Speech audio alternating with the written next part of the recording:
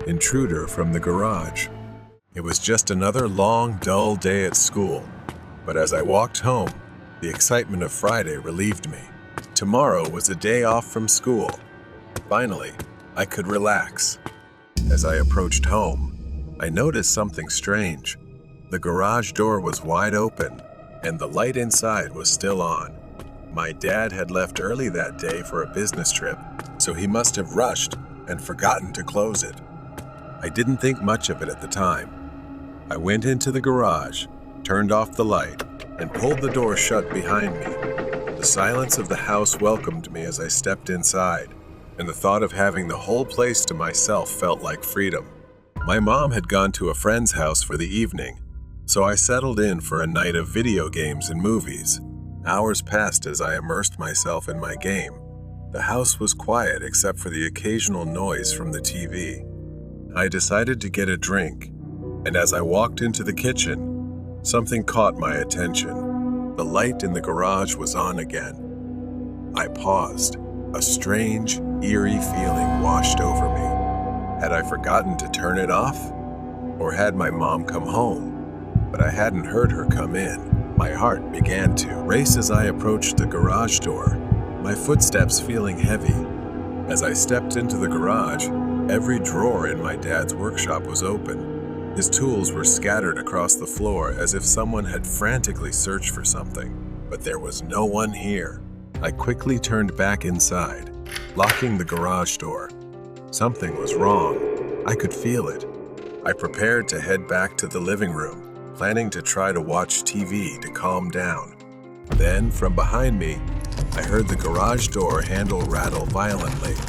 I froze, staring at the door, watching it shake harder, as if someone on the other side was desperately trying to get in. I grabbed my phone, my hand trembling as I realized I needed to get out of the house. In my panic, I didn't notice that the noise had suddenly stopped. The silence was chilling. It was too quiet. I ran straight for the front door. My only thought was to escape. But as I stepped into the living room, I froze in my tracks. He was there, a large man, his back turned to me. In his hand, he gripped a hatchet, likely taken from my dad's workshop. I held my breath, terrified he would turn around and see me. The TV was still playing, masking the sound of my footsteps, and I knew this was my only chance. Going back upstairs was impossible. I quietly turned around and headed for the back door, trying to remain calm. Once outside, I didn't stop running. I hurried to my neighbor's house, knocking on the door until they let me in. I waited there, heart pounding, watching my house from across the street as I prayed the intruder wouldn't come looking for me. I knocked on my neighbor's door, my heart racing, breath coming in gasps. It felt like an eternity before Mr. Thompson finally opened the door, his face etched with confusion. I recounted everything that had happened to him. His eyes widened, and without saying a word, he grabbed a flashlight and his old baseball bat. He was determined to check my house for me, assuring me that everything would be okay. I reluctantly stayed behind, watching him cross the street. My body still trembled with fear, my mind racing with worst-case scenarios. I had called the police. They were on their way, but the thought of that man in my house, with my dad's hatchet in hand, haunted me. I watched as Mr. Thompson cautiously approached the front door, using the flashlight to scan the windows and garage. He disappeared inside. I strained to listen for anything, but everything was eerily silent. Suddenly, I saw him step outside, and from across the street, a small voice echoed back, "There's no one there. The house is empty." A wave of relief washed over me, but I still needed to remain vigilant. As Mr. Thompson started to walk toward me, I felt that lingering anxiety return. Before I could voice my concerns, a dark figure shifted behind him. My blood ran cold. The intruder. He was there, emerging from the shadows of the house, with an axe glinting under the dim porch light. I screamed, trying to warn Mr. Thompson, but it was too late. As he turned around, the intruder lunged at him. A fierce struggle ensued.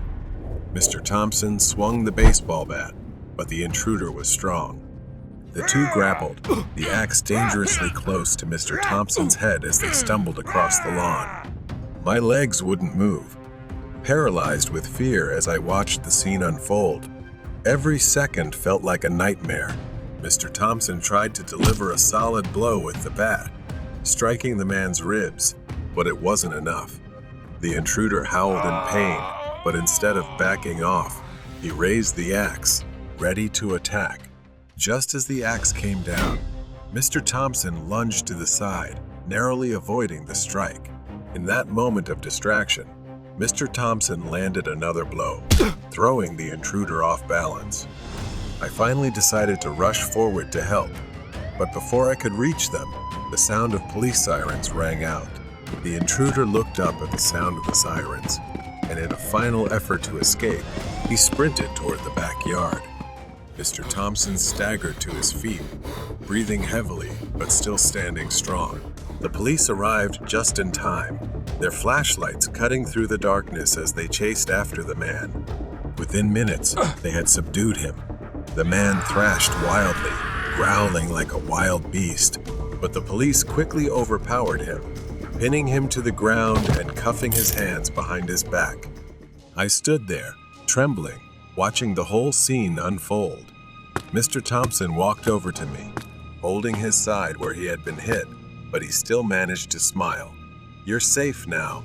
I felt grateful, as if I had been saved. I recounted every detail I could remember to the police, but all I wanted to do was forget.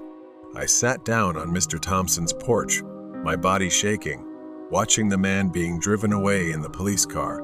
It was all over, but the image of the intruder's face, his wild eyes, and the sound of the axe slicing through the air would haunt me forever.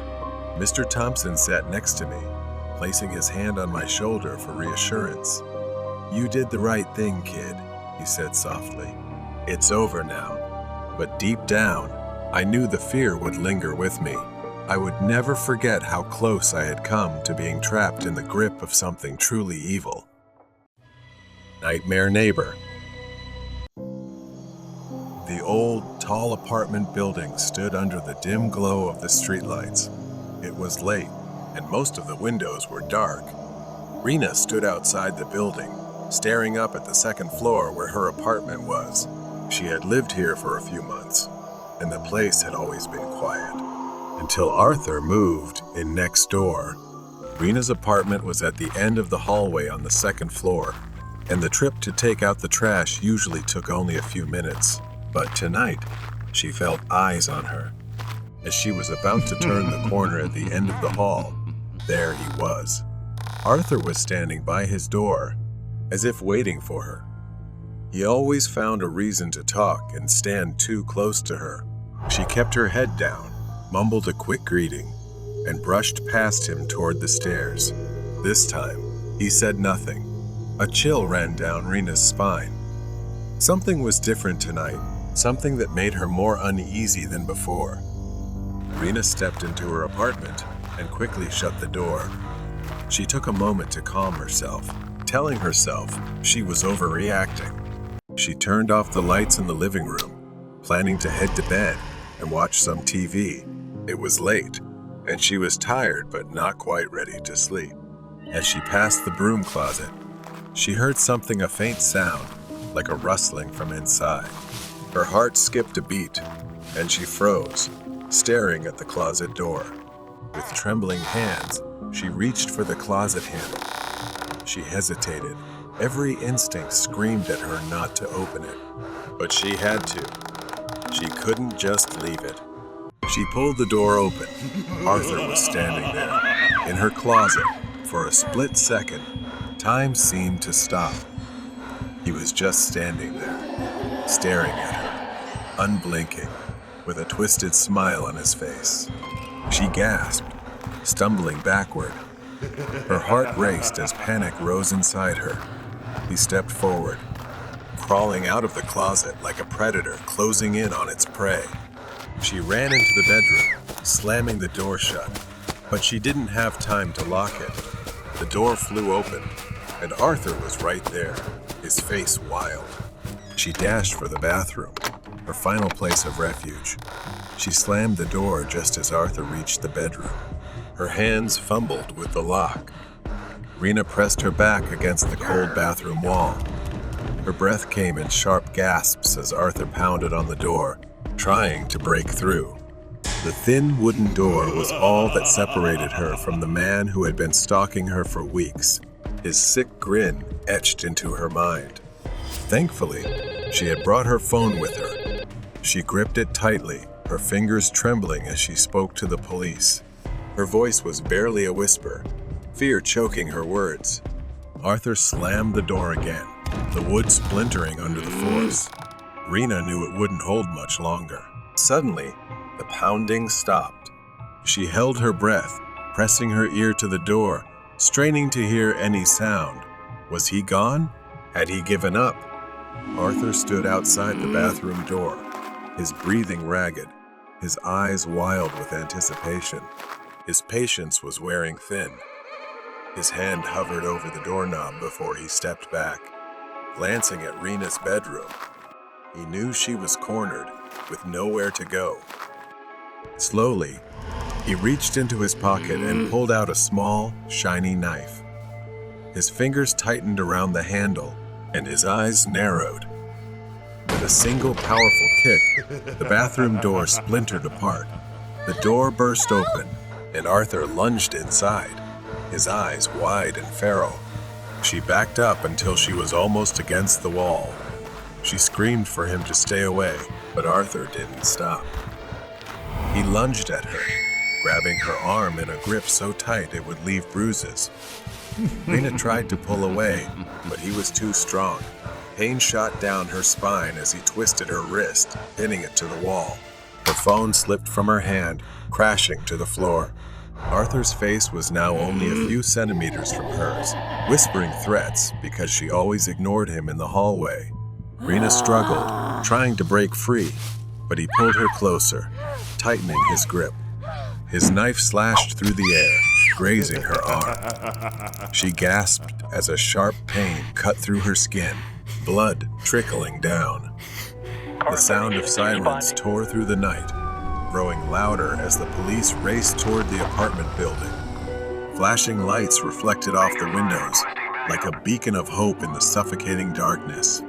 Inside, Rena's vision blurred with panic and pain. He shoved her against the wall again, laughing maniacally as he brought the knife closer to her throat. Her body screamed for escape. Her free hand groped blindly along the counter near the sink, desperately searching for anything she could use to defend herself. She grabbed a glass soap bottle and, without thinking, smashed it over Arthur's head. The glass shattered, and he staggered back, momentarily dazed. Arthur staggered. The knife slipped from his hand and fell to the floor. Rena did not wait. She rushed out the door, holding her throbbing arm that was bleeding from the cut he made. She ran out of the bathroom and into the living room, her mind screaming for escape. But Arthur wasn't far behind. Stunned, but enraged, he grabbed the knife again and charged toward her, blood streaming down his face from where the glass had struck him. The police burst through the front door of the apartment complex, racing up the stairs to the second floor. They knew they had to act quickly. Rena reached the living room, but her legs buckled beneath her, sending her crashing to the floor. She could feel Arthur's looming presence, approaching with the knife in hand. His eyes were now filled with rage, the twisted delight gone. He reached for her, grabbing her hair. Rena winced in pain, trying to get up, her body screaming for help. Arthur growled, his voice low and venomous. "There's nowhere left to run, girl." Just as he raised the knife again, the apartment door burst open with a loud crash. The police swarmed into the apartment, guns drawn. "Drop the weapon," one of them shouted, their voices slicing through the tension. Arthur hesitated, giving Rena the opening she needed. She kicked his leg hard, causing him to cry out in pain. She ran toward the police, gasping for breath, blood dripping from her arm. But the nightmare was finally over. Rena sat on the edge of the ambulance, her mind still reeling, her body in shock. She watched as the police loaded Arthur into the back of their car. The flashing lights of the police car faded into the night as they drove away. Run away from strangers. The grocery store sat in the middle of a vast, empty parking lot, bathed in the faint glow of streetlights. It was 2 a.m. The store was closed, and the eerie quiet surrounded it. The night was still, until a soft tapping on the glass echoed in the darkness. I was the night shift manager here. Usually, things were calm, and nothing happened. It was just me, stocking shelves during the quiet hours while the outside world slept. I had been working non-stop since my shift began at 10 p.m., trying to get everything done. My focus was broken when I heard the faint tapping. It was coming from the front of the store. I left my cart and headed toward the sound. Through the large glass windows, I saw him, a man. He was leaning against the glass, trying to peer inside. His clothes were tattered, his face expressionless, with a hollow, vacant look in his eyes. He saw me the moment I came into view. I approached the glass door. I asked him what he wanted. He demanded I open the door. His face was emotionless, no hint of a smile, just cold eyes staring at me. I told him the store was closed and that he couldn't be here. As I turned to walk away, a loud bang startled me. The man's fists were pounding on the glass, over and over, each strike louder and angrier than the last. My heart raced. This guy wasn't just a harmless drifter. I pulled out my phone, showing him I was ready to call the police. Only then did he back off, his eyes still locked on me, filled with rage. Slowly, he stepped back into the shadows of the parking lot. The tension in me eased slightly. He was gone. I put my phone away and tried to focus back on my work. 15 minutes passed. The tapping, the pounding, the man, all of it faded from my mind as I immersed myself in stocking the shelves. But then I heard it, the sound of metal breaking, like something being torn apart. I abandoned the stroller and ran forward, fear rising. My heart sank when I saw the glass door slightly open. The lock, the only thing that kept the door secure, was missing. Fear gripped me as I realized what this meant. I need to go to the office, call the police now. I turned to run for the office, but I froze in place. Standing not far from me, blocking my path, was the man. His expression hadn't changed, still cold, still lifeless, filled with rage. I don't think anything. I just run. I burst through the door, the man right behind me. Suddenly, a beat-up van screeched into view, speeding toward the front of the store. It swerved dangerously, nearly hitting me as it stopped, my heart pounding in my chest. I moved forward, running past the van, but then everything flipped upside down. A sharp pain suddenly exploded at the back of my head. My body lurched forward as I fell to the ground. I didn't even have time to process what had happened before the world started fading. I felt hands grabbing me, roughly lifting me off the cold pavement. My vision blurred, darkness closing in, and the last thing I remembered was the roar of the van's engine and the sensation of being dragged inside. I woke up with a throbbing headache, my wrists tightly bound behind me. The van bounced and swayed as it sped down an unfamiliar road. My mind was foggy, disoriented. For a moment, I didn't know where I was. Then it all came rushing back. I started to string it together. Man, the truck. Perhaps I was kidnapped by him. My heart raced as I realized I needed to act, and fast. I glanced around. Inside, it was pitch black, but I could make out a pile of old tools, a rusted toolbox, and some scattered metal pieces on the floor. I twisted my wrists, testing the ropes. They were tight, but I could feel a slight give, just enough. to give me hope. I could hear the driver muttering to himself up front. His voice was low, angry. This wasn't over.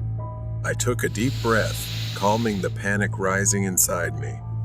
I needed to think, and I needed to get out. I inched closer to the toolbox, my fingers searching for anything sharp. It was hard, but I found a small, jagged piece of rusted metal. I awkwardly twisted my hands, rubbing the metal against the ropes. My heart pounded with every noise the van made, every bump in the road that might expose me, each one painful enough to make me want to scream. Suddenly, I felt the ropes loosen. A few more scratches and they snapped. My wrists were free, but I couldn't move too quickly. I glanced toward the front seat, where I could see the back of the driver's head. He hadn't realized I was awake yet. I noticed the door latch wasn't locked. I needed a plan. The van slowed as it made a sharp turn onto a dirt road. This was the moment I'd been waiting for. Taking a deep breath, I yanked the back door open and jumped into the night. I hit the ground hard, pain shooting through my body as I tumbled over dirt and gravel. For a second, I thought I wouldn't be able to move, but adrenaline surged through me. I staggered to my feet, running into the thick darkness of the trees. Behind me, the van screeched to a stop. I heard the man shouting, his footsteps pounding as he chased after me, but I didn't look back. I just kept running, my heart hammering in my chest. The trees, the branches, scratched at my skin as I tore through the dense underbrush. My mind was foggy, teetering between fear and survival. I could hear the man crashing through the forest behind me, his breath heavy and furious. I couldn't let him catch me again. Ahead, I spotted a clearing and the faint glow of lights through the trees. A road. If I could get there fast, I'd be safe. I burst out of the woods and onto the road, waving my arms frantically as a car approached. The headlights blinded me, but I didn't care. I needed help. I ran into the middle of the road, screaming for them to stop. The car screeched to a halt, and I collapsed against the hood, gasping for breath. The driver jumped out, shouting something, but I was too exhausted to answer. All I could do was whisper, "Help me." The driver pulled out his phone, calling the police. I glanced back at the man. He stood at the edge of the woods, staring at me with cold, furious eyes. But he didn't come any closer. He knew it was over. The flashing lights of police cars lit up the dark road. Officers surrounded the van, the man already in handcuffs not far away. His face was cold, blank, disturbingly empty. I sat on the curb, still trembling, wrapped in a blanket the police had given me. The world felt strange, like a nightmare I couldn't wake from. But I was grateful, lucky to be alive. I was free. The police assured me that he'd be locked away, that he wouldn't hurt anyone else. But the thought still lingered in my mind. What if I hadn't escaped? What if I hadn't been fast enough? As the first light of dawn crept over the horizon, I stood by the car, watching the police take the man away. The fear was still there, clinging to the edges of my mind, but I knew I had survived. I had been lucky to survive the night shift. Mysterious driver in the desert. Gavi was driving down an empty desert highway, stretching for miles, barren and silent. He had been driving for hours. The only sound was the crackling of his car's radio, which seemed to be breaking down, with only static and the occasional country tune. This was one of the rare times Gavi passed through here. He glanced at his dashboard map. No towns, no gas stations for miles. Just an empty, desolate road. As Gavi approached a small hill on the road, he felt a sense of relief. The slight slope broke the endless flatness, providing a brief change. But as he went downhill, something caught his attention in the distance. At first, he couldn't tell what it was. Just a shape, a dark figure faintly illuminated by the moonlight. But as he got closer, The figure took form a person standing on the side of the road. Gavi slowed down, squinting to get a better look. It was a woman, standing alone in the middle of nowhere. She wore a long white dress and had pale skin. Her long black hair hung over her face as if soaked in water. Gavi muttered, wondering what she was doing out here. There was nothing for miles. No cars, no houses. How did she even get here? Gavi slowed the car further, considering whether to stop. Maybe she was lost. But as he got closer, something sent a chill down his spine. Her hair looked too wet, as if she had just walked out of a rainstorm, even though the desert had been dry for weeks. And her face, what little he could see of it, her eyes were too large, unblinking, staring straight at Gavi through the wet strands of hair. He hit the gas, speeding past her in fear. Even though he tried to convince himself she was just a lost traveler or perhaps a prank, Gavi couldn't shake the feeling that something was very wrong. Minutes passed, and Gavi continued driving through the endless desert, the eerie calm returning. He kept glancing in the rear-view mirror, feeling as if someone was watching him. He shook his head, trying to stay focused, but then Gavi saw another hill in the distance, just like the one he had passed earlier. And after a short drive, there she was again. The same woman, the same white dress, the same wet hair covering her face. But this time, she was closer to the road, and her smile was even wider, more unnatural. Gavi couldn't believe his eyes. How could she have gotten here before him? There was no way she could have moved that fast. He didn't think twice and slammed his foot on the gas, speeding forward to get past her. This time, Gavi didn't dare look back. Another hill appeared ahead, and the familiar fear tightened in Gavi's chest. He didn't want to go over it, didn't want to see her again, but he had no choice. His worst fear came true. She was there again, standing and waving at him. Her smile now impossibly wide, stretching nearly from ear to ear, and her cold, soulless eyes stared directly at Gavi. Maybe she was some sort of hallucination conjured by his imagination. No matter how much he tried, the fear continued to gnaw at him. He had heard the stories of haunted highways, of strange ghosts appearing to night travelers, but he had never believed them until now. He couldn't keep driving and needed to stop to escape this cursed road. But there was no exit, no rest stop. Gavi felt trapped with no way out. And then, the radio started crackling again. He reached out with a trembling hand to adjust the dial. But before he could turn it off, Gavi felt something cold touch the back of his neck. He froze. Reaching from behind the driver's seat was a pair of pale white hands. The fingers wrapped around his face, slowly digging their nails into his skin. Gavi was now about to face something he didn't understand, and he still had a secret he was hiding. Mysterious driver in the desert. Those fingers, they were slowly tightening around Gavi's face. They were icy cold. Cold like the touch of death itself. He was frozen in place. Slowly, with fear creeping down his spine, he turned to look. Gavi couldn't see the face those hands belonged to, but he had the sense it was a woman. Was it the woman? The one he'd passed many times on the highway? His mind was flooded with horror. The car swerved violently as the grip on him tightened. The tires screeched against the road. The car was losing control. The car veered off the highway, crashing into the rocky terrain with a sharp, grating sound. The impact was brutal, throwing him against the steering wheel as the airbag deployed. Pain surged through his body. Gavi's head hit the window, and for a moment, everything seemed to blur. Smoke rose from the crumpled hood, the headlights flickering dimly on the dark horizon. Gavi's vision swam as he tried to focus. He was still alive. Gavi could feel blood trickling down one side of his face.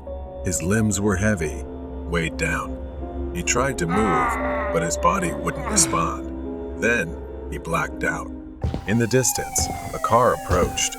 The officer, a seasoned man who had seen his share of accidents, stepped out of his vehicle, his flashlight cutting through the desert's dark night. The car was a wreck. Twisted metal and shattered glass scattered across the rocky ground. Smoke still rose from the engine. The officer cautiously approached. The officer, Jay, shone his flashlight through the driver's side window.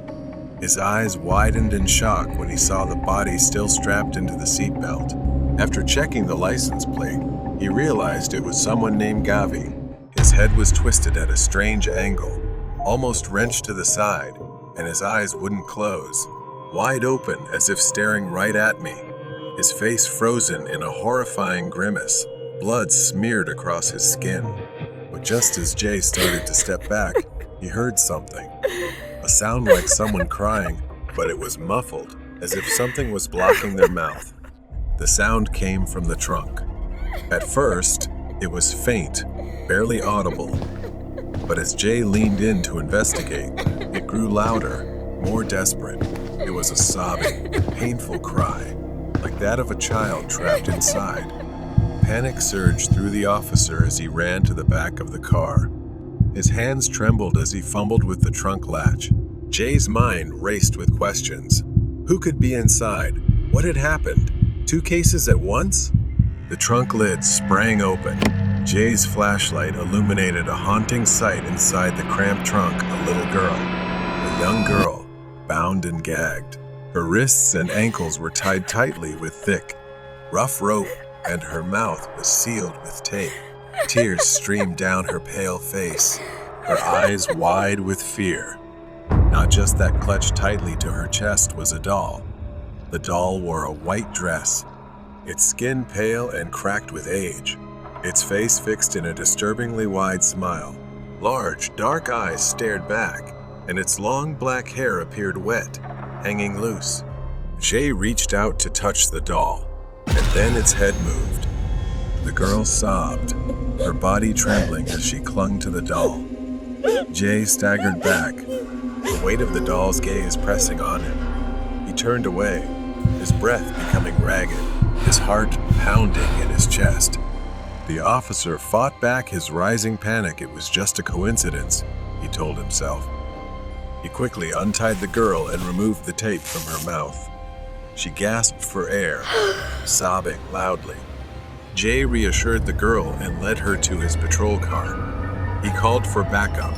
From the moment they got into the car, the doll sat there, staring at him, and he couldn't shake the feeling that it was watching him, studying him with its eerie and unsettling gaze. Soon after, backup and paramedics arrived.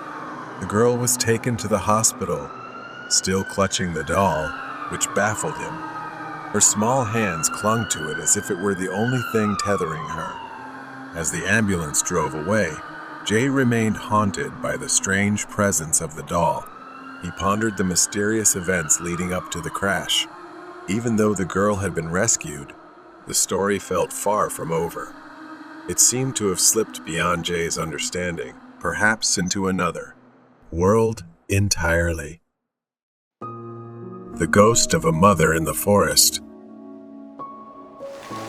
I was never someone who truly believed in ghosts.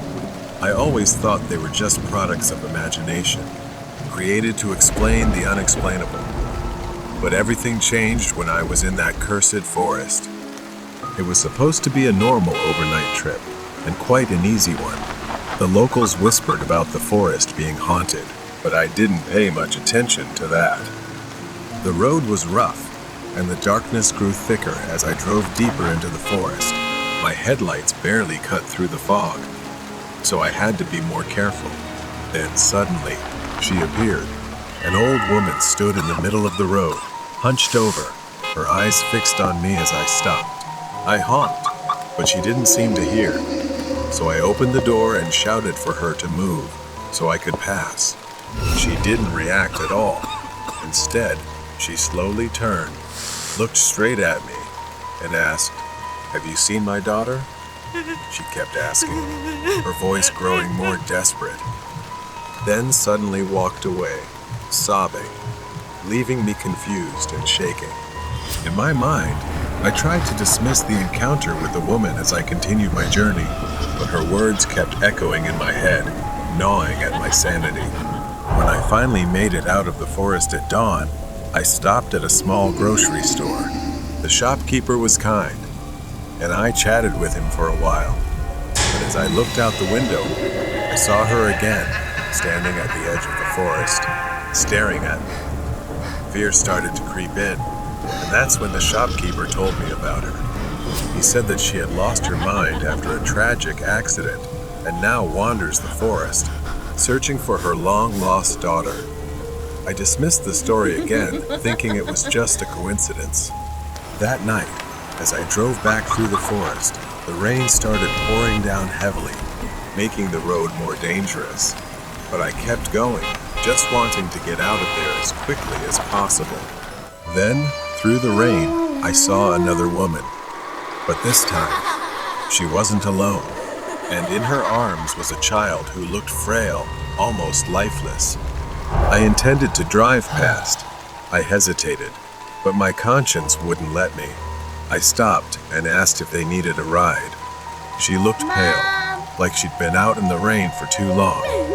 She nodded gratefully and climbed into my car with the child in her arms. I handed them a towel to dry off, and then she directed me to a hospital. When we arrived, she quietly thanked me before heading into the building. I sighed with relief, but as I was about to leave, I noticed something in the back of the car. It was the black umbrella she had been carrying. It was still in my car, and when I turned to look back at the hospital, I was almost paralyzed with what I saw. I looked away for just a few seconds, and when I looked back, they were gone. It was as if they had vanished into the rain. Feeling confused, I decided it was best to leave as soon as possible. As I neared home, the rain was still pouring, and the parking lot was quite far from my house, so I had to use the black umbrella left in my truck. However, I felt a bit hesitant to use it, remembering that it belonged to the woman and her son, but I had no other choice. As I was walking, a strong gust of wind almost tore the umbrella from my hand, and suddenly, a wooden beam came crashing down from above, about to fall on me. It could have killed me, but the umbrella somehow pulled me to the side, saving my life. Shaking, I realized the umbrella wasn't just an ordinary umbrella. Perhaps it was a gift the woman left behind to protect me. The next morning, I went back to the grocery store, determined to uncover the truth. The shopkeeper hesitated, but finally told me the whole story. The woman and her child were spirits, doomed to wander the forest after a tragic accident. She died trying to protect her son. It happened on a stormy night when she was shunned and refused help by passing travelers. Some even splashed her with mud. She used her body to shield the child, but unfortunately, she slipped and fell off a cliff. On rainy days, if drivers refused to give her a ride, she would mysteriously appear in their cars and haunt them. Feeling a deep sense of injustice, she continues to seek out and punish those who don't help them. The old woman, unable to bear the unbearable pain of losing her daughter and grandson, went mad shortly after. Since that horrific accident, the villagers have often seen her holding a black umbrella, muttering nonsense. With a heavy heart, I visited their graves, returned the umbrella, and expressed my gratitude. As I walked away, I knew my life had changed forever. I had encountered something beyond the realm of the living, and from that day on, I would never doubt their existence again. Haunting delivery trip. I was working for a food delivery platform on weekends to make some extra money. Between my main job and this side gig, I often felt exhausted. It was past 9 p.m. when I started my shift, picking up small orders and delivering them to random houses. After my first delivery, I drove around the area for a while, waiting for something to come through. 20 minutes passed with nothing. Just as I was about to give up, my phone buzzed with an order for just 1 tacos and a drink. I confirmed the order and headed to the restaurant to pick it up. After grabbing the order, I began the 10-minute drive to the customer's house. It was a normal neighborhood, nothing unusual. As I approached a red light, I noticed a pickup truck stop next to me. Instinctively, I glanced over. The guy in the truck was leaning out of the window, staring straight at my car. I looked away when the light turned green and pressed the gas. I glanced in my rearview mirror. The truck was now in my lane, driving a short distance behind me. As I approached the neighborhood where I was making the delivery, the truck was still behind me. Was he following me? The route was mostly straight, so I wasn't sure if he was just heading in the same direction. I tried to stay calm, but the moment I turned into the neighborhood, I knew. The pickup truck turned in too. Maybe he lived here, I thought. I continued driving through the quiet suburban streets, following the GPS until I reached the final road, a dead end. I braked and parked on the side of the road near the house number I had to deliver to. The truck followed and parked behind me. I sat there, frozen, trying to come up with a plan for the worst-case scenario. What was this guy doing? Was he really following me? I glanced at my phone and saw a message from the customer asking, "When will the food arrive?" Could it be the guy in the truck? Was he the customer waiting for me to step out? I felt more trapped than ever. The man got out of the truck. My heart pounded as I watched him slowly approach my car. He stopped right by my trunk, his face partially hidden in the shadows. Then, out of nowhere, he grabbed something like a metal rod and slammed it into my rear windshield. The glass shattered around me. I screamed and, without thinking, instinctively slammed my foot on the gas. The man jumped onto the back of my car, nearly lying flat as he tried to crawl through the shattered window. I swerved sharply, making a U-turn, and felt him fall off the car. My hands trembled as I maneuvered between the trucks. In the rearview mirror, I saw him stumbling in the street as I sped away.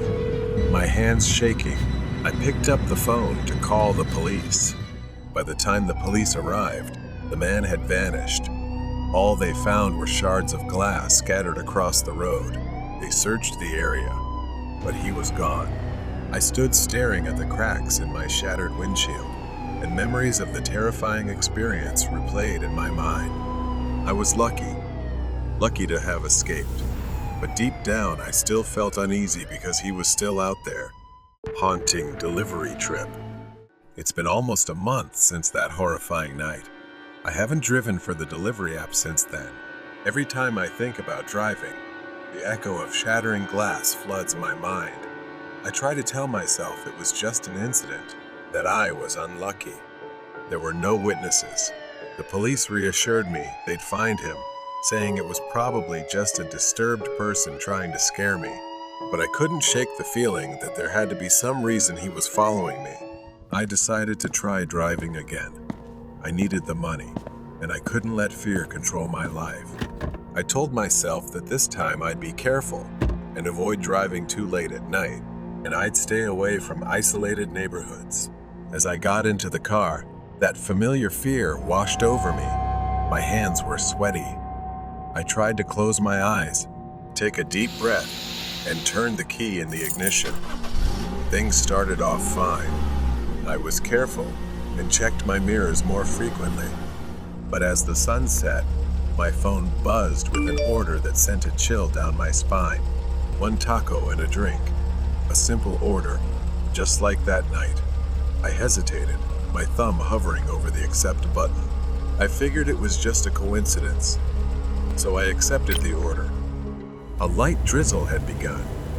The drive to Taco felt eerie, as if I was retracing the same steps as that night.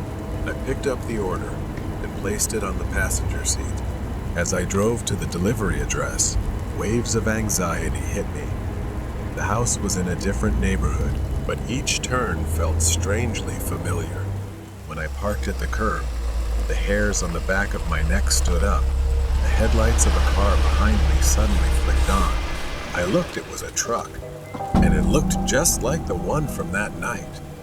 Panic set in as the truck rolled closer, its blinding headlights on full beam. The truck parked right behind me, as if waiting for me to make a move. I tried to text my customer, but I was shaking so badly I couldn't type properly, wasting precious time. Suddenly, a notification popped up on my phone. Customer, when will my order arrive? I couldn't believe it and dropped my phone right then. It was happening again. Could he have been waiting for this moment to get revenge? I couldn't go through this again. I had to act. I pressed the gas, moving my car to another spot. The truck slowed down behind me, its headlights glaring blindingly in my rearview mirror, causing me to squint. Suddenly, the truck surged forward, crashing into the back of my car. The impact jerked me forward, my chest slamming into the steering wheel. Pain shot through my ribs as I gasped, trying to catch my breath. I pressed the gas harder, but the rain had made the road slick, so I had to maintain control to avoid crashing. Panic hit me as he pulled up alongside, rolled down his window, and gave me a sinister smile. Another slam. The back of my car crumpled, and I felt something wet trickling down my head. My head had been injured and was bleeding from the impact against the window when he rammed me again. I braked hard, dazed, my vision blurring from the blood running down my face and the sharp pain in my side. But I couldn't give up. I grabbed my phone and dialed 911 for help. I could see his silhouette through the rain, stepping out of his truck. I refused to give up, flooring the gas and driving blindly. My car slammed into a tree. Desperate to survive, I fumbled for the door handle, trying to get out before he got too close. In the distance, I could hear him screaming angrily. I forced myself to run, sprinting toward the woods at the edge of the road. Suddenly, I tripped. My ankle twisted and sharp pain shot up my leg. I couldn't move. He was almost on top of me, his shadow looming as I tried to crawl toward the edge of the road. I turned to face him. He raised the crowbar high above his head, ready to strike, and I screamed. But then, the sound of police sirens cut through the quiet rain. He froze, trying to run, but it was too late. The police used a taser and tackled him to the ground. He was finally caught. I fainted, slowly losing consciousness. Paramedics loaded me into an ambulance, and a wave of relief washed over me. The nightmare was finally over.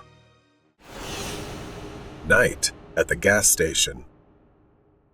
That night, snow fell, freezing cold. The wind howled as I drove into the parking lot of the gas station where I worked the night shift. I had been doing this job for a few months now, from 11 p.m. to 7 a.m., as it fit my personal schedule. My coworker's car was the only other vehicle in the lot. I parked next to it, bracing myself for a long night. Nothing but slow hours and an empty store ahead. After greeting my coworker and taking over his shift, I was alone for the rest of the night. As soon as the door closed behind him, I glanced at the task list my manager had left. It was short, just a few tasks that would take less than an hour to complete. Around midnight, a car pulled into the station, catching my attention. It was an old SUV, pulling up to one of the gas pumps. I glanced out the window for a moment before turning back to my phone. A few minutes passed, then 10. I glanced again, surprised to see the SUV still parked there. The headlights were off, the doors closed, but no one had come in to pay or use the restroom. A strange feeling began to creep over me. I grabbed my coat and stepped out into the freezing cold, the wind biting into my skin. The snow crunched beneath my boots as I walked toward the SUV. I peered through the window, calling out, "Hello? Is anyone in there?" But from what I could see through the frosted glass, the car was empty. A chill ran down my spine, not from the cold, but from the growing unease. There was no one in the SUV. But why would someone leave a car parked there, engine off, in freezing temperatures like this. I glanced down and noticed something strange. Footprints in the snow. They led away from the car, but not toward the front of the station. Instead, they extend toward the corner of the gas station. It was too cold for someone to just walk off and disappear like that. I hurried back inside to warm up. Once inside, I turned on the small heater next to the counter. Then a loud noise came from the back of the building. I turned around, looking through the rows of shelves in the station. Empty, nothing there. Slowly, I started walking toward the noise coming from the back of the gas station. There on the floor were small puddles of dirty water, the kind that could only come from melted snow. I followed the trail, leading me to the storage room in the back. I stopped at the door, and in the dim light of the storage room, I saw a figure half hidden among the shelves. He was standing there, tall, broad-shouldered, with a scruffy beard that gave him a disheveled, intimidating look. He was staring right at me. I stood frozen, trembling. My mind raced, trying to process what I was seeing. Who was he? How did he get in? Then he moved slightly, stepping forward. Instinctively, I backed away, my hands trembling as I reached for anything to defend myself with. My fingers touched a metal crowbar leaning against the wall. I gripped it tightly. I stammered, my voice barely a whisper. "Who are you?" But he didn't answer. As I raised the crowbar, the cold metal felt heavy in my hand. I warned him, telling him to back off or I'd call the police. He took another step forward. I screamed louder in desperation, "I'm warning you." I swung the crowbar through the air. He staggered back, slipping on the wet floor. He groaned, clutching his leg as if he twisted it in pain. The opportunity was there, and I didn't miss it. I bolted back to the front of the store. I ran to the counter, my hands shaking uncontrollably as I picked up the store phone and whispered to 911 for help. Every second felt like an hour as I waited. My eyes locked on the storage room door. When the police arrived, I pointed them to the back. 2 officers cautiously entered, flashlights raised as they swept the storage room. I expected to hear them shout out, telling me they'd found him, but instead, they emerged with puzzled looks on their faces. They found wet footprints leading out the back door, disappearing into the snow-covered forest behind the gas station. They followed the trail, but the vast, dark expanse seemed to swallow everything. He had vanished, leaving only a mystery. The SUV had been towed away. I still work the night shift, but every time I hear a noise from the back or see a car pull into the station, I get more cautious. He could be out there, watching, waiting. But one thing is certain, I was lucky to survive that night. Night at the gas station. The return. The memory of that snowy night still lingers in my mind. It's been over 2 weeks, and the police are still searching for him. Since then, unease has stayed with me. I've become more cautious, more aware of every detail. I thought it was over, but I was wrong. Light snow fell tonight, and the parking lot was empty. No cars, no customers, only the constant hum of the station lights and the heater struggling to keep the cold at bay. I gazed out the window, just like I had every night since then. I decided to keep busy with the small tasks my manager had left me. Stocking shelves, wiping the counter, anything to keep my mind occupied. As I bent down to organize some snacks, I heard it. A soft creaking sound from the back. It was the same sound I had heard that night, the one that led me to the storage room. I stood up slowly, waiting, listening for more.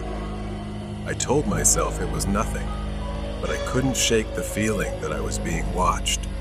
Just as I began to relax, headlights swept across the parking lot. A car slowly pulled in. It was the same type of SUV again. I froze, watching it stop near the gas pump. I grabbed my coat Knowing I couldn't avoid this, a feeling of dread crept over me as if everything was about to happen again. I stepped outside, the cold wind biting my face as I approached the SUV. I cautiously peered inside. This time, there was someone inside. A man wearing a thick coat, his face partially obscured by a knit hat. I asked, "Do you need help?" The man didn't respond right away. He slowly turned his head, his movements deliberate. Then he spoke in a low, raspy voice. "I am here for what I left behind." Before I could respond, he opened the car door and stepped out. He was tall and moved toward me, and instinctively, I took a step back. I ran inside, slamming the door shut. My fingers fumbled for my phone to call the police. I gasped as I told them, "He's back. The man from before. Please send help." I glanced around, looking for the crowbar I had used before. It was leaning against the wall near the counter. I grabbed it tightly as I heard the man approach the entrance. The door rattled as he tried the handle, but it was locked. Then I heard him move toward the back door. I crept toward the storage room. The back door was still shut, but I knew he was out there. I could hear him moving, his footsteps crunching in the snow. Suddenly, the door handle began to shake. I backed away, gripping the crowbar. The door creaked open slowly, letting in a rush of cold air. I could see his silhouette. It was still him. The scruffy beard, the broad shoulders. His eyes fixed on me, wild and crazed. This time, I didn't wait. I swung the crowbar. He ducked, barely dodging the blow.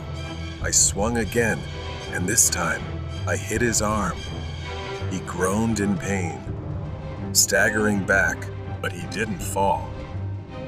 Instead, he lunged at me, grabbing the crowbar with a force I didn't expect. The metal slipped from my hands and fell to the ground. I stumbled back. Then I saw my chance the exit, and I ran as fast as I could toward it. I ran outside, the snow crunching beneath my boots. I could hear him behind me. I sprinted toward the forest, needing to get away from him. Branches whipped against my face as I rushed into the woods, the cold biting into my skin, causing sharp pain. I tripped. My foot caught in a tree root hidden beneath the snow. It sapped all the strength out of me. I tried to get up, but before I could move, I felt his hand grab my ankle, pulling me back. I kicked out, sending him staggering with a cry of pain. I got up and kept running toward the edge of the woods. In the distance, I saw the flashing lights of a police car. I collapsed into their arms, gasping for breath, pointing toward the forest. "He's still in there." At that moment, he came running out of the woods as the police closed in. For a split second, the crazed smile on his face vanished. He turned to run, but it was too late. The police were right in front of him. He thrashed and squirmed violently as they wrestled him to the ground and cuffed him. The SUV had been towed away, and the man was gone, but the unease remained. The store was quiet again. I walked to the door, staring out at the now empty parking lot. I didn't know why he had come back, what he was after, or what he thought he'd left behind, but I hoped it would be the last time I saw him. The Graveyard Shift. 15 years. That's how long I've been working the night shift at this cemetery, a place filled only with darkness and heavy silence. My shift starts at 11 p.m. and ends at 7 a.m., during a time when the rest of the world is asleep. Over the years, I've seen a lot, mainly teenagers causing trouble, or the occasional group of drunk people, but tonight was different. The night started like any other. I arrived early, had a brief chat with the daytime worker before he left. Then, it was on to the usual routine, a quick check. My only job was to drive the golf cart around occasionally, making sure everything was in order. Nothing happened, and tonight, nothing seemed to be happening either. I drove around several times before heading back to the security room for a break, which was right inside the cemetery grounds. Around 2 a.m., I decided to take another lap. As I reached the end of the yard, the headlights of the golf cart swept across the fence, hidden in the darkness. That's when I saw a figure standing by the fence. At first, it was just a shadow. I drove closer. Now, I could see it was a man standing outside the fence. His features were barely visible, obscured by the shadows. He was standing still, looking towards me. I didn't want to confront him, not yet, so I decided to circle the parking lot, hoping he'd be gone when I returned. But when I came back, he was gone. A deep sense of unease began to settle in. I got out of the cart, slowly, scanning the area again to make sure he hadn't snuck in. But everything seemed normal. Nothing was out of place. So I continued my patrol, passing through the entire yard, which took about 15 minutes. Sometimes I would slow down just to make the time go by faster. 15 minutes later, I got back in the cart and returned to the same spot. He was there again, but this time, he was inside the cemetery, standing on the gravel path.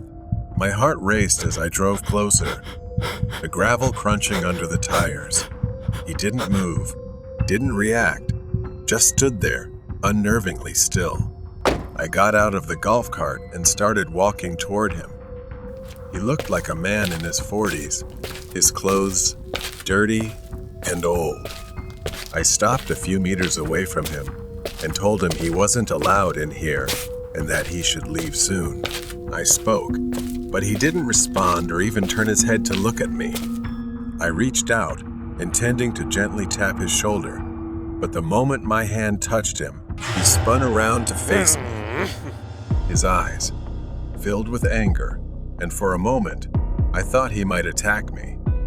But instead, he turned and started walking, heading straight for the fence. I stood frozen, watching as he effortlessly walked through the fence and vanished into the darkness on the other side. Trembling, I got back in the golf cart and drove straight to the security office. I needed to calm down, to think. Once inside, I locked the door and tried to steady myself, trying to stay calm.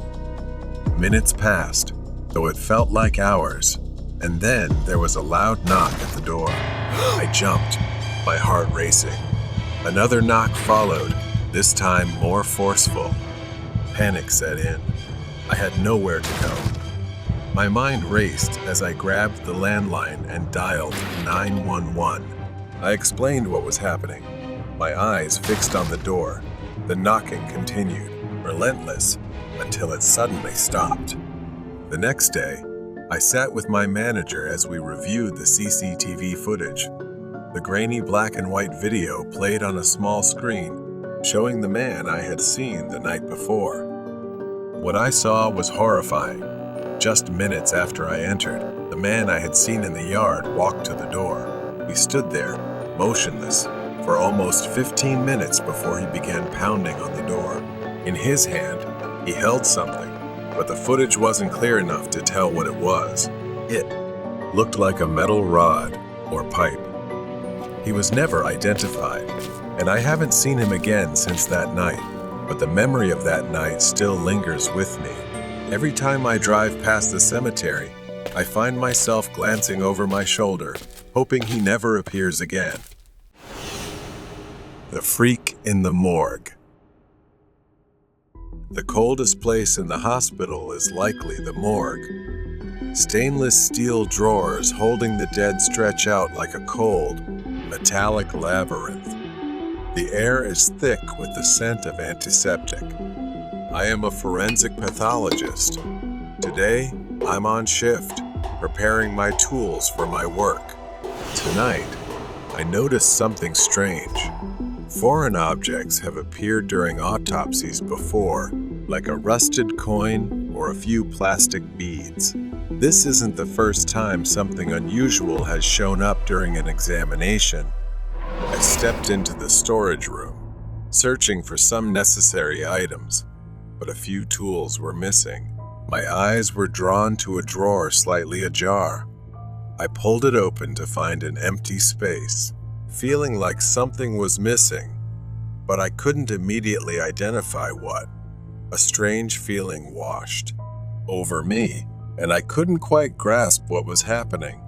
I hurried out, moving quickly down the dark hallway. I saw something move in the shadows. A hunched figure, resembling a man, dressed wildly with disheveled hair, was obsessively examining some medical equipment laid out before him. I couldn't believe my eyes. Horrified, I saw a clump of hair, a severed finger, and other small body parts. He held them as if worshiping and collecting them. I felt nauseous and disgusted by him, but I forced myself to stay because I knew I needed to do something. I hadn't finished my work yet. Suddenly, the man stopped and looked around, sensing something. I held my breath, praying I hadn't been seen. I rushed to the office, my hands trembling as I called the police, reporting the break-in and what I had witnessed. The dispatcher on the other end sounded shocked, but assured me that help was on the way. I hung up the phone, but I couldn't get that horrifying image out of my mind. Who was he? And what was he doing? Suddenly, while trying to find a place to hide, he spotted me and chased after me as if he wanted to make me his next victim, the next piece in his collection. I ran as fast as I could, desperately searching for a place to hide. Fortunately, the police arrived just in time, and perhaps he realized that it was no longer just the two of us. He became distracted, giving me a chance to escape. I managed to escape and crouched behind the desk, eyes fixed on the door, counting every second until the police arrived.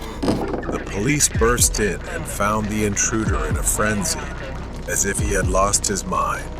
He was caught off guard, his crazed eyes wide with panic. The officers quickly subdued him, wrestling him to the ground as he snarled and fought like a cornered animal.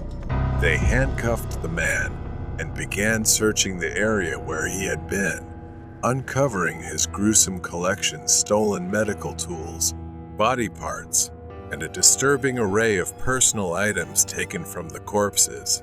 His twisted obsession and grotesque passion were fully revealed. I stepped out of the room, still trembling, as the police led the intruder away in handcuffs. The man glared at me with pure hatred. The morgue, once a place of routine and order, had become a site of horror, tainted by human depravity. As the first light of dawn broke, I stepped outside, knowing I had done the right thing and acted quickly. The dead had already suffered enough, and it would have been a tragedy if they were not kept intact. I turned back to the morgue, locking the door one last time. The memory of that night would haunt me, but it was over. I had survived the worst. Stalker at the bus stop. A quiet and snowy Sunday evening. I was sitting at the bus stop, looking at my phone, and realized I had missed my bus. I started to shiver as the weather grew colder. Time passed slowly. I pulled out my phone again, put on my earphones, and selected a song to forget the uncomfortable cold. I looked around, realizing I was completely alone.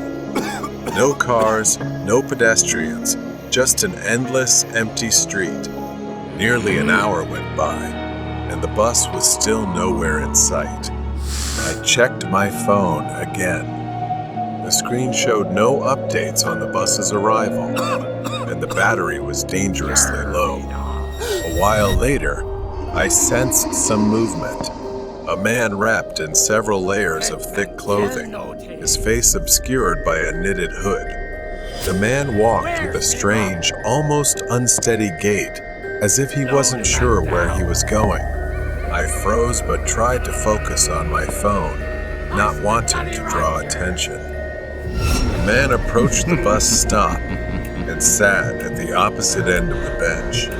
My discomfort grew. I glanced at the man, noticing part of his face exposed under the hood, a gaunt, pale face with eyes that seemed unfocused, distant. The man was muttering something to himself, his words slurred and incoherent. I shifted uncomfortably, sensing that something was off about this person. He moved closer, almost imperceptibly at first, but with each subtle shift, he inched toward me. My unease turned into panic as the man continued to slide closer, his gaze fixed on me in a strange, unsettling way. I felt a chill run down my spine. Suddenly, I felt the man's presence right next to me. The tension was unbearable. I quickly stood up, grabbed my bag, and started walking away from the bus stop. The man, still sitting there, tilted his head to the side, his eyes never leaving me as I walked away. I quickly walked away. I reached the next bus stop and finally felt somewhat relieved. I began to sit down slowly, letting my guard down a little as I waited for the bus. I closed my eyes for a moment, exhausted. The quiet of the falling snow was almost peaceful. Suddenly, a loud and rapid knock shattered the silence. My eyes shot open, my heart racing. I slowly turned around to see the man from the previous bus stop, standing on the other side of the glass, his face pressed against it, grinning maniacally. His eyes were wide, staring straight at me without blinking. He kept knocking on the glass, his breath fogging up the surface. Panic flooded my body. I quickly stood up and backed away from the glass. The man began moving, circling around, his gait more erratic than before. His footsteps grew closer. I backed away, yelling at the man to stay away. However, the man was undeterred. He raised his hand, reaching out as if to do something to me. Luckily, I reacted just in time, darting off the sidewalk as the man lunged toward me. In a strange, inexplicable way, he slipped forward, his face slamming hard into the cold, icy pavement. The sound was horrifying. I stood there, frozen, trying to make sense of what had just happened. It was so bizarre. I watched in horror as blood began to pool around the man's face, staining the snow with a deep red. My mind raced as I tried to process what had just occurred. I crouched down, attempting to get a response from him, but there was none. I sat down on the curb, my hands trembling as I pulled out my phone and called for help.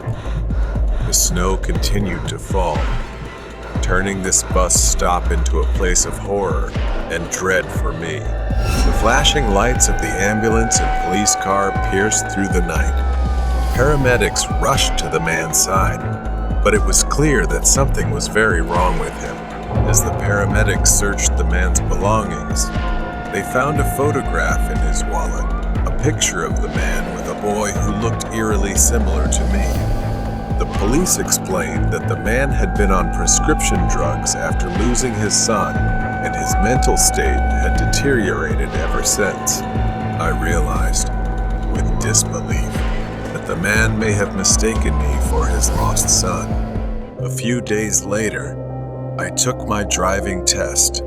As I drove, I glanced down the road where the bus stop was in the distance, the events of that night still haunting me deeply.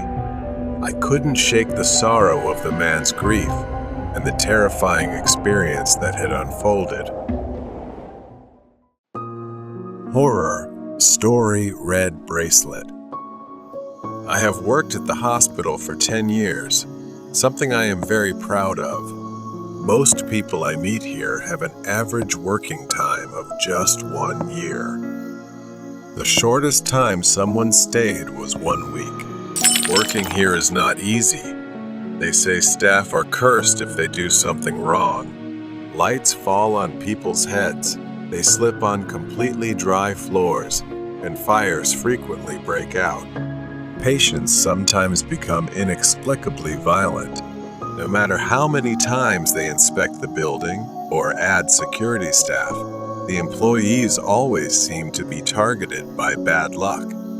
Even after many years here, I don't know why, but I don't believe in that. I just try to do my best at work. Since working here, nothing unfortunate has ever happened to me. Sometimes I hear strange noises, but they are insignificant. I've gotten used to it and become resilient. One night after a late shift, I stepped into the elevator and immediately pressed the close button to slowly descend to the lobby from the 11th floor, alone. When it reached the 9th floor, the door opened. Reflexively, I reached out to press the close button but stopped when I saw someone standing there. It was a beautiful young girl I had never seen before, probably a new intern. Something about her made me want to talk and ask about her work. I placed my arm in the door to let her in. I asked if she was new. She shyly nodded without saying anything. I was very happy to get to know her. I saw her name tag. Her name was Ilsa. Every night after that, after my shift, at the same time on the 9th floor, Ilsa would be standing there waiting. This surprised me, but I thought it was just a coincidence. She didn't say anything, just bowed her head shy. For the first time in a long while, I decided to open up and make a new friend. One night, while going down in the elevator, as expected, the door opened on the 9th floor where Ilsa was waiting to get in. I decided to ask if she would like to have a drink with me. As soon as she stepped in, she heard a loud noise at the end of the hallway. Both of us looked out. From the corner of the hallway, a dark figure of a man appeared. He was tall, limping, and heading straight for the elevator. Wait! The man called out, "And now." She immediately reached out her hand to hold the door. The man sped up and shouted, "Help me! Help!" As the man got closer, my stomach began to churn. Wait, something wasn't right with me. The man was now just a few steps away from the elevator.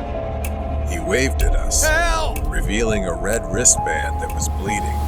I immediately pulled Ilsa back and closed the elevator door. He pounded on the door continuously. I recalled the cold, clinical atmosphere of the morgue. The bodies lay on metal slabs, each with a red wristband. The image of a young girl's lifeless hand, limp from the weight of the wristband, flashed through his mind. His heart pounded, a mix of confusion and fear. The elevator swayed, bringing Jazz back to the present. He looked at Ilsa again. She slowly and coldly said, "Why did you do that? Why didn't you help him?" I replied, I couldn't help him. He was wearing a red wristband, which is only for the deceased in the morgue. She didn't speak. Then suddenly, she pressed the button to go down to the warehouse basement. Even I rarely go down there alone.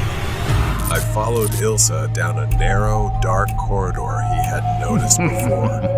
The walls were adorned with old, faded photos of patients and staff, all wearing red wristbands. The air grew colder. Then her hand fell down, revealing a red wristband. Her back was covered in numerous torn shirt marks. I froze, wondering what this was. Dizzy, dreaming perhaps.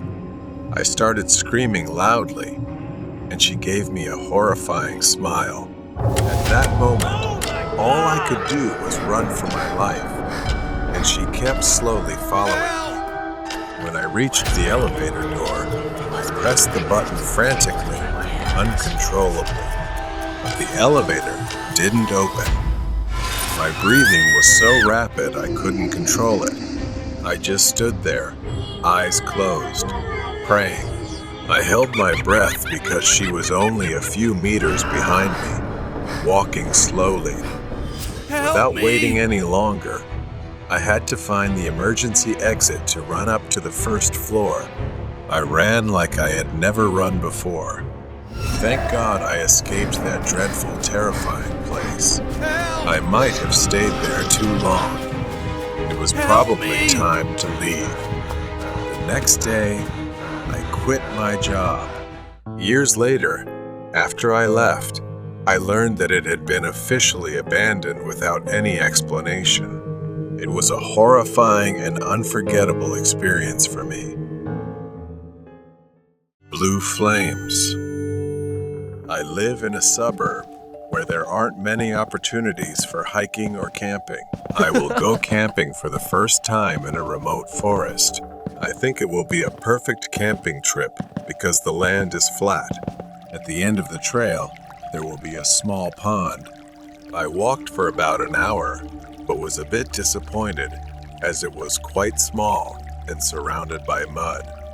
However, it was enough for me to experience lying on a boat in the midst of nature. Suddenly, a thick mist crept through the bushes, clinging to the ground like a living entity that looked like a zombie rising from a grave. The air was heavy with the smell of damp earth and rotting leaves. The sound of birds chirping echoed back, strangely distorted, indescribable. After setting up the tent in a drier spot, I asked him to take a walk around the lake because I saw quite a lot of interesting things around here. I wandered over to the other side of the pond, and there wasn't really much there, so I tried to go deeper.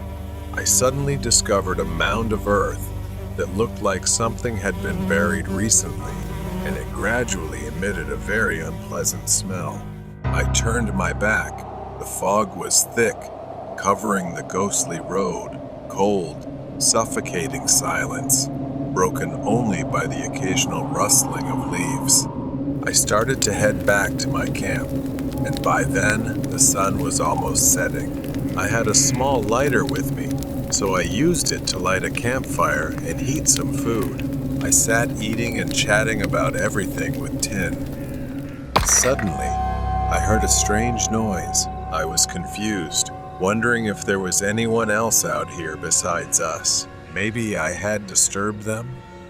As the sun set, I noticed a light hovering across the pond. It was within the trees just outside the pond, but I had walked there an hour earlier and knew there was nothing there. Tin jokingly said it might be a will-o'-the-wisp and that I should be careful or it would take me away. We joked around and then acted like nothing happened. At night, occasionally, I glanced over at the pond a bit.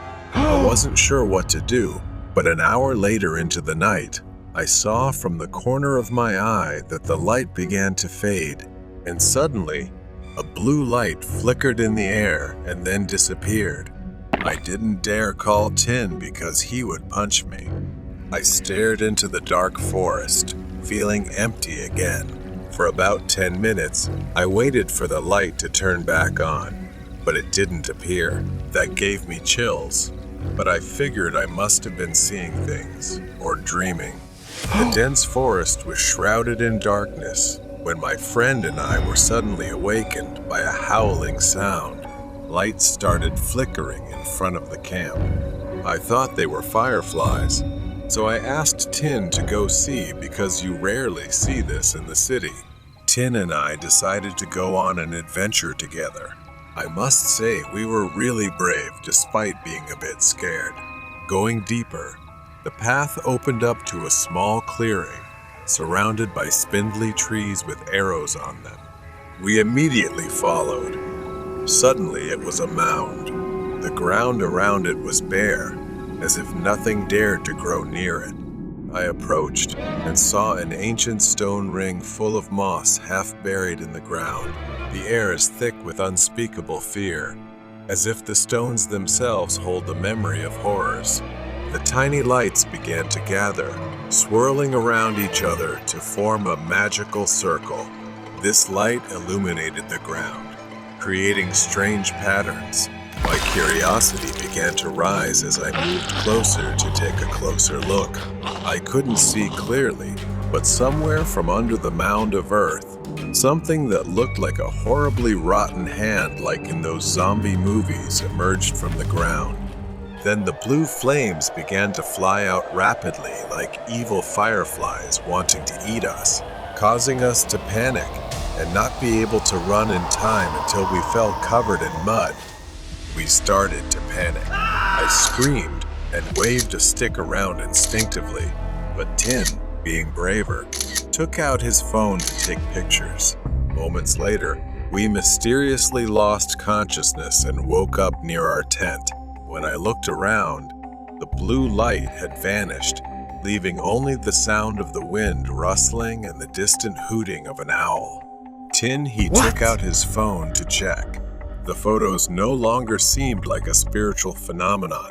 Just as dawn was breaking, we were too terrified and quickly left the forest, praying as we hurried away and vowing never to return. When I got back, I researched and found out that the forest was cursed with an ancient spell, which is why few people visit. We had gone without knowing. It was fortunate that we were still alive. Stranger on the way home. I was driving home on a quiet, deserted road, my headlights cutting through the thick darkness. A familiar road I had traveled countless times. I was still about 10 minutes away from home when my car began to slow down. Confused, I pressed the gas pedal, but the car continued to lose speed. Panic set in as I realized the problem I had run out of gas. I suddenly remembered the low fuel warning light had come on, but I had forgotten about it, and in my rush, I had completely missed stopping to refuel. My car stalled, leaving me stranded in the middle of nowhere. I stepped out of the car, the chilly night air biting at my skin. Glancing at my phone, I saw the worst: no signal. I wasn't surprised. This road had no reception. I stood there for a moment, weighing my options. It was nearly midnight, and there was no point in calling anyone. My friends were likely already asleep. I knew the area well enough to remember a gas station about a mile away. It would take 20 minutes to walk, maybe less, and the weather was fairly mild. So I decided I would make the quick trip. I grabbed an empty gas can I kept in the back of my car for my lawnmower. At least luck was on my side in some small way. There were no streetlights, only dense forests on either side. The road was eerily quiet. Only one or two cars passed by, their headlights briefly illuminating the empty road before vanishing into the night. As I walked, my footsteps crunched on the gravel by the roadside. Every sound seemed amplified by the stillness. I felt a bit uneasy, but I kept walking. Then, I heard it. It was the sound of a car engine behind me. I stopped and turned around. A pickup truck was slowly approaching the spot where my car had broken down. My first thought was that they might stop to help, and for a brief moment, I considered asking for a ride. But then I saw them, two men. They got out of the truck, their faces quickly obscured by black masks pulled over their heads. One of them shined a phone flashlight into the window, while the other knocked on the door. They tried to open it, but of course, the doors were locked. I crouched down and moved closer to the edge of the forest, hiding in the shadows. Maybe they hadn't seen me yet, but they were rummaging through my car. Panic rose in me when one of them turned and looked in my direction. Suddenly, he started walking toward me. I froze. The other man got back in the truck, and I heard the engine roar as it sped forward, heading straight for me.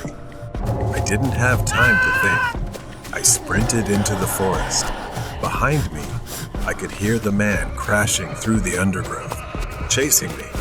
I couldn't stop. I couldn't let them catch me. In what felt like an eternity, I ran through the edge of the forest, dodging trees and leaping over fallen logs.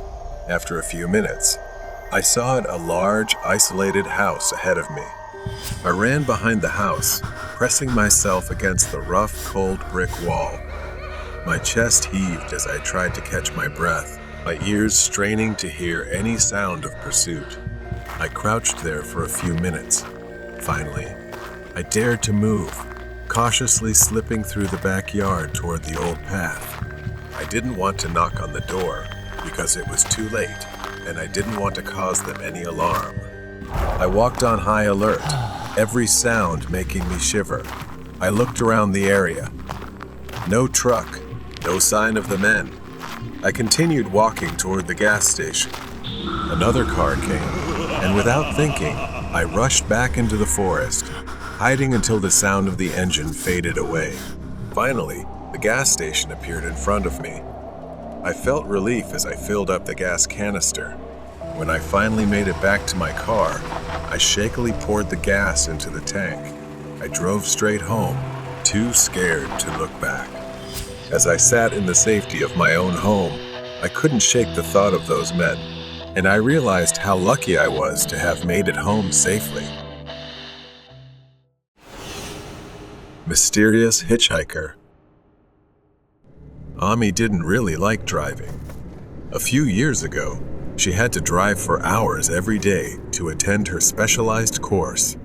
One day, on her usual route, the traffic was worse than she expected. She was tired and frustrated, inching her car forward bit by bit, feeling like time was dragging on endlessly.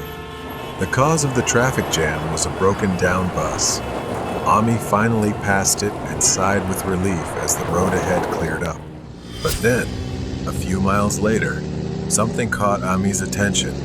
At a bus stop, there was a pregnant woman with her thumb out, trying to hitch a ride. Ami thought she needed help.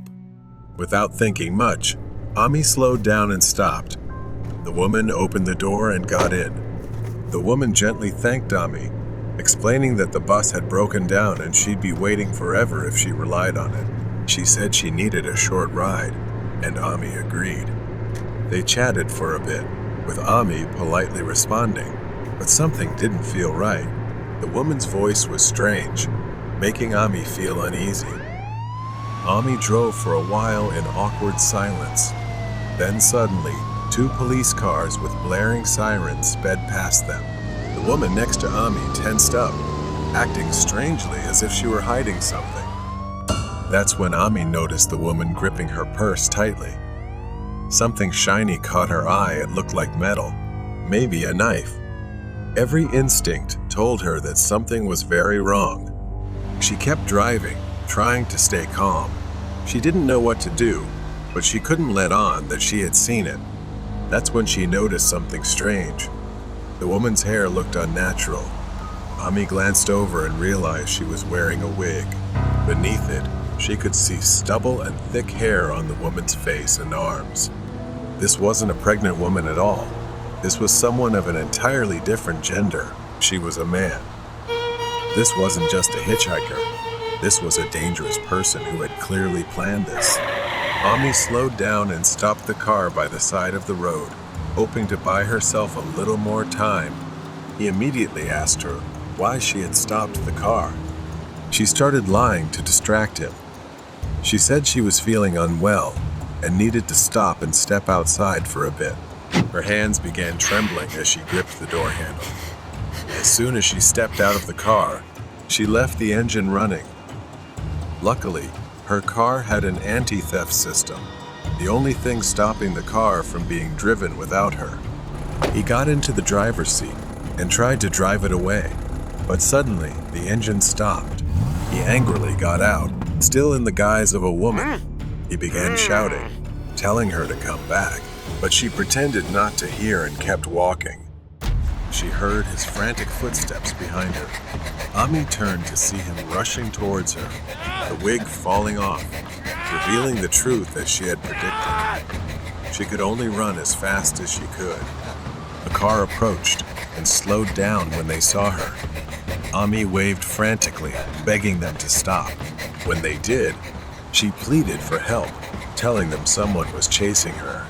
The driver didn't say anything, but they saw the panic in her eyes and let her into the car.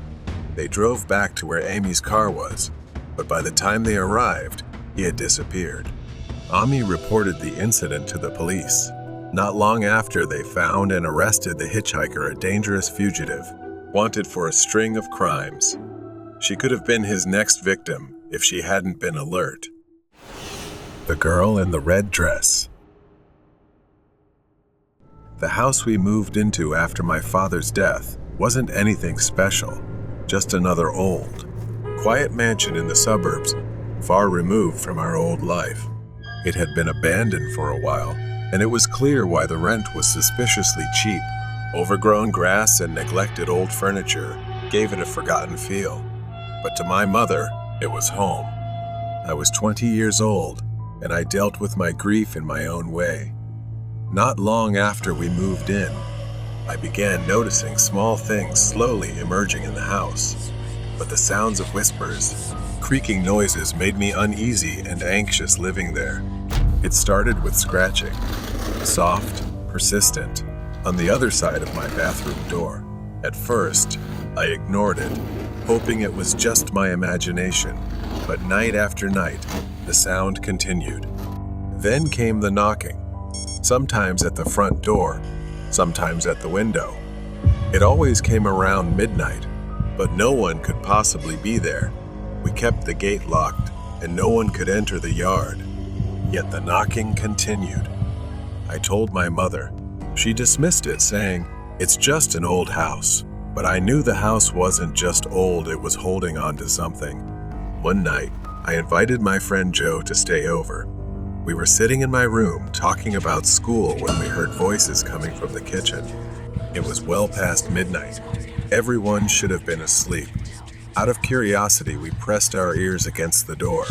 A conversation was happening just outside, but we couldn't make out a single word. We tiptoed into the hallway, but the kitchen was empty, dark, cold. We checked the entire house, nothing. Everyone was asleep. The voices were gone, leaving only a chilling silence. A few weeks later, my brother decided to test his luck. He and his friends thought it would be fun to play with a Ouija board in my room while I was away. They thought it was just a silly, superstitious game. At first, nothing happened. They laughed awkwardly, asking questions but receiving no response. Then one of them froze. His face turned pale, his body stiff like a statue. Without a word, he bolted from the room, his friends close behind, terror in their eyes. Once outside, the guy finally spoke. He had seen her, a girl, standing at the bathroom door, wearing a red dress, her hand on the knob, staring at them. He said she couldn't have been older than 13, and her eyes were filled with something he couldn't describe. Fear, anger, curiosity. When my brother told me this, I thought he was just trying to scare me. Of course, I didn't believe him. Why would I? I had never seen her, but the story haunted me, lodged deep in my mind like a splinter I couldn't remove. Later, I had a birthday party at a friend's house. Jordan, a friend of mine, got drunk, so I took him to my room and told him to stay there until he sobered up. He collapsed onto the bed and fell asleep. Later, I went to check on him. The room was pitch black, with only a faint light coming from the bathroom. Jordan wasn't in bed. He was sitting at the bathroom door, one leg in, one leg out, talking to no one. I tapped his shoulder. He jumped, then looked at me, confused. He glanced back at the bathroom, then at me again. He mumbled, "I thought I was talking to you, but I just laughed it off, thinking he was too drunk." The next day, he explained, I was teasing him, but he was dead serious. In his drunken state, he had seen a girl in the bathroom.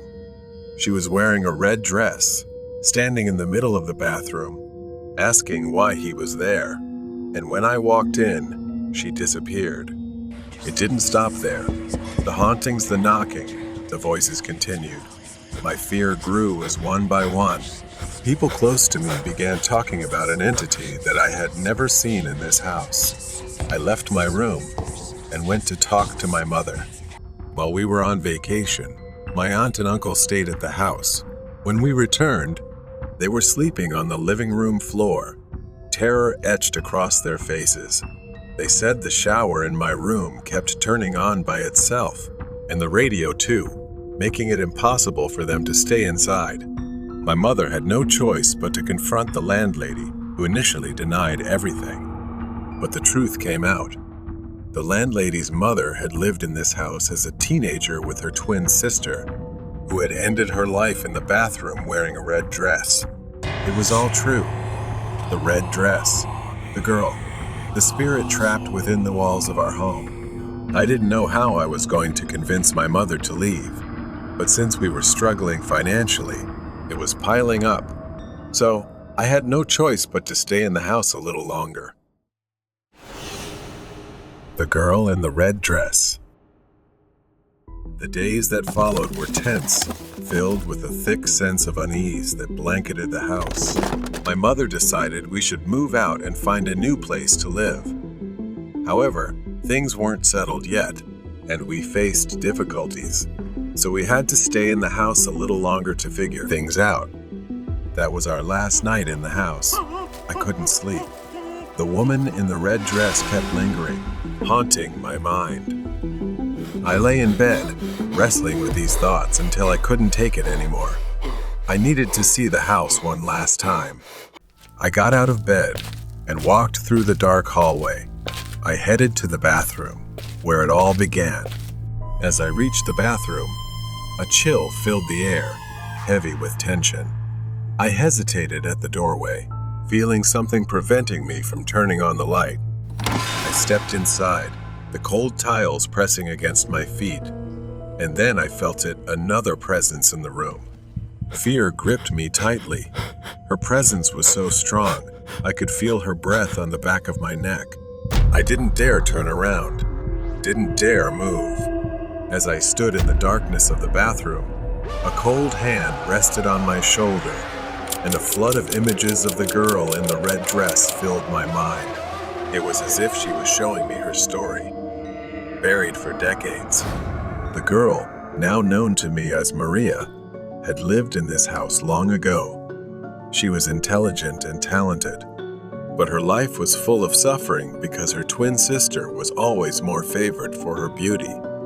Everything about Maria seemed overshadowed by her sister. As the years passed, she felt trapped in her own home, living in her sister's shadow, who seemed to have everything Maria longed for. The breaking point came when her sister fell in love with a man. They planned to marry, with their parents' blessing. But Maria, who had quietly loved the same man, was devastated. Even her own chance at happiness was taken from her. Unable to bear the pain, Maria spent much of her time in the small bathroom. It became her sanctuary, the only place where she could escape the suffocating presence of her sister, and the life she felt was never meant for her. One night, overwhelmed by sorrow and loneliness, she made a tragic decision. She thought that leaving this world would make things better, and she ended her life in that very bathroom. Her sister, consumed by guilt, left the house in grief, but Maria's spirit remained bound to the house, trapped in the place where she had taken her own life. As the images faded, I understood the profound despair of Maria.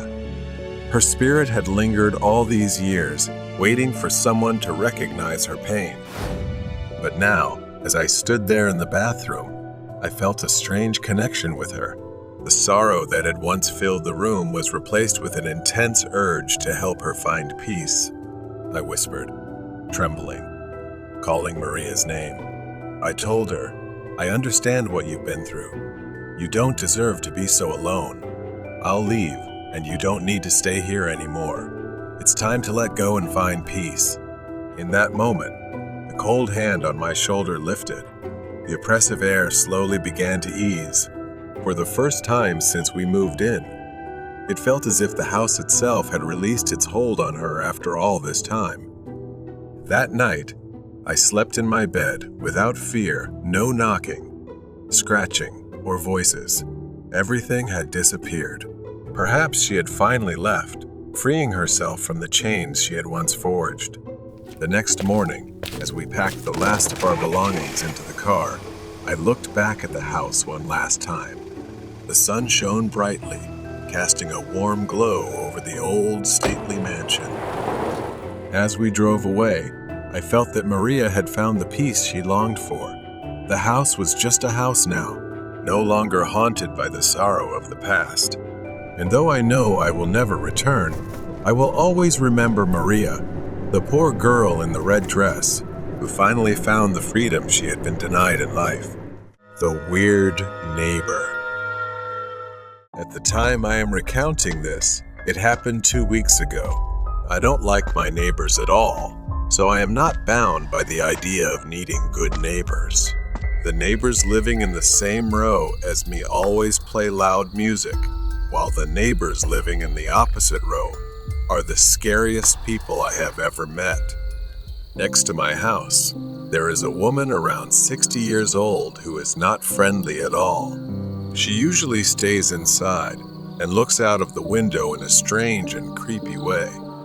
On the other side, there is a young woman with severe mental illness who occasionally stands in a corner of the yard and sometimes stares at me, mumbling. Since I am temporarily staying in this place, I just ignore it and pretend nothing is happening. Sometimes, when I am sitting and looking out the window, the old woman next door is watching the abnormal woman across the way, flailing and screaming as if she is intently watching a horror movie. It makes me feel chilled. It's quite annoying. As usual, I went to bed early to wake up for work. Luckily, nights here are generally quiet. Suddenly, an unusual noise woke me up. Somewhere, there were screams, yelling, and things being thrown from the old woman next door. A painful cry erupted. I got up and went to knock on her door. She answered with a screaming voice. What do you want from me? Go away. I just asked her to keep as quiet as possible so I could sleep. She glared at me with a frown. From somewhere, the mentally ill woman rushed over to where the old woman and I were standing and asked, Why did you dare to imitate? I was confused and wanted to leave immediately, but the old woman continued to glare at me with a frown. I went back home and went to bed in defeat, but I realized they finally became quiet. I didn't think much of it and silently thanked because I had finally escaped this situation. I was too exhausted. Straight until 3 a.m., I, being sensitive to even the smallest sound, suddenly heard a faint clattering noise downstairs. I stepped out to investigate, but didn't hear anything. So I thought I was just sleepwalking and went back to bed. I woke up again, as if someone was nudging me to warn me. Then I heard laughter or some animal sound. Panicked, I reached for my phone by the bed for light, but when I found it, I didn't dare turn it on to see if there was something there.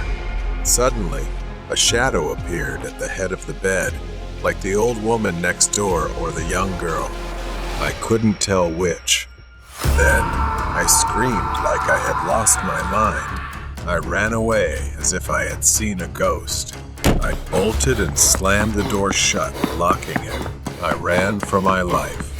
I suddenly woke up, panting, and looked out the window. Everything was silent.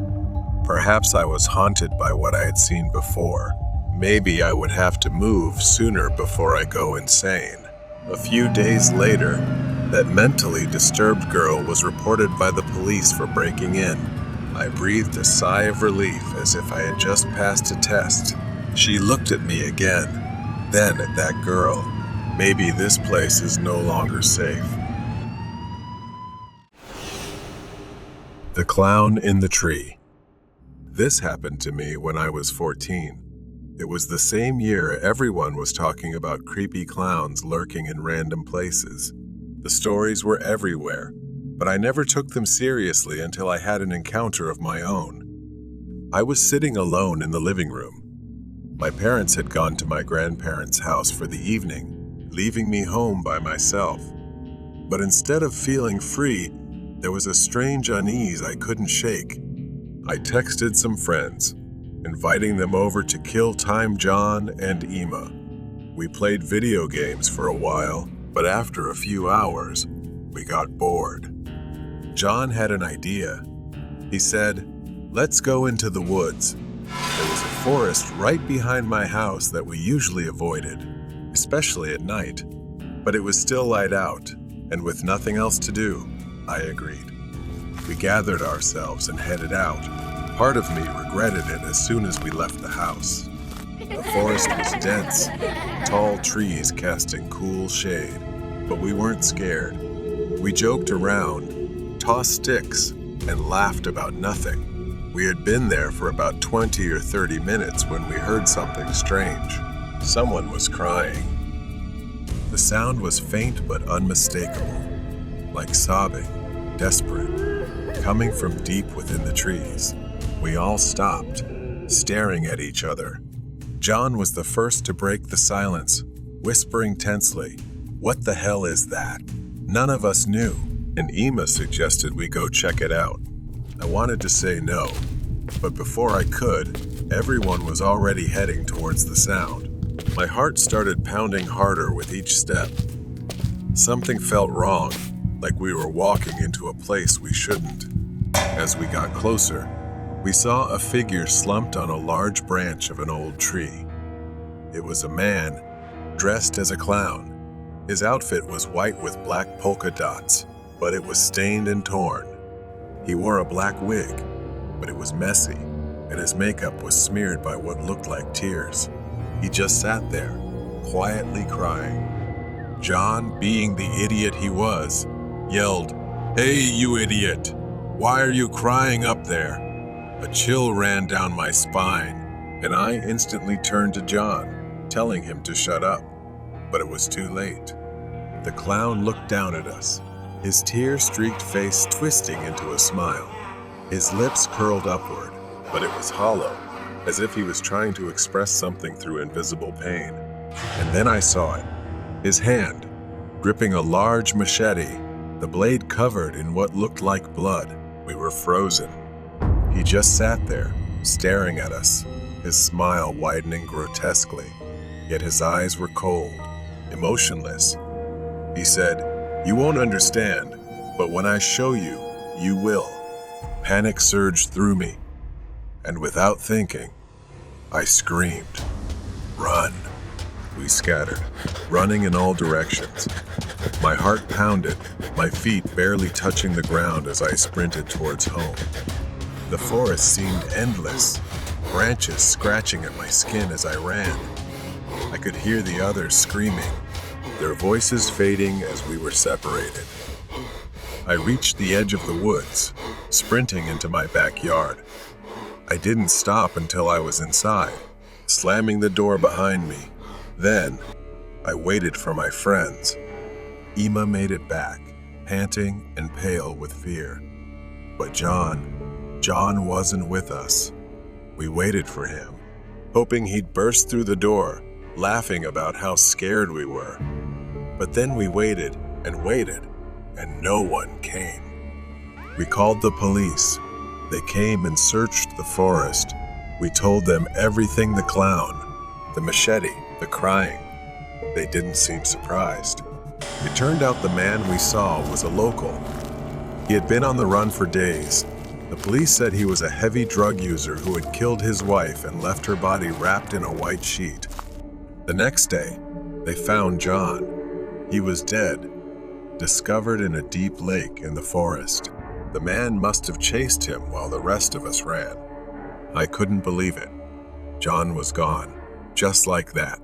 And it was my fault for agreeing to go into that forest. If I hadn't, maybe he would still be alive. I told my parents everything, and they promised never to leave me home alone again. But it didn't help much. I couldn't sleep for weeks, and when I did, I had nightmares of the clown standing in the forest, smiling at me with his blood-stained machete. It's been 5 years since that night. I'm 19 now, but the memory of what happened in the forest is still burned into my mind. John's disappearance and the discovery of his body in the lake. It haunts me.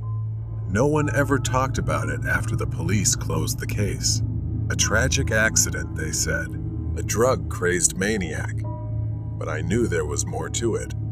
For years, I pushed the memories down, but recently, they've started to resurface.